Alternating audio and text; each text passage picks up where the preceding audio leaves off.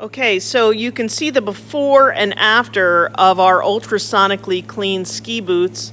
Obviously on the left we have the before, and I mean the company that was trying to clean this, they gave up. There was no way they were going to even attempt to do this by hand, because look at every little crevice inside and out of this boot that is covered with soot, and it's significant. So, you know, on the inside as well, and then on the bottom, even the little screws have soot on it. But then we come to the clean one, and every little crevice is clean.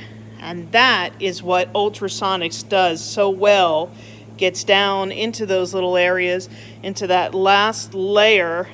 I'll just turn this around so you can see it, and pulls it out even on the bottom and on the inside. You know, this is not just an exterior. There's all these layers on the inside. We've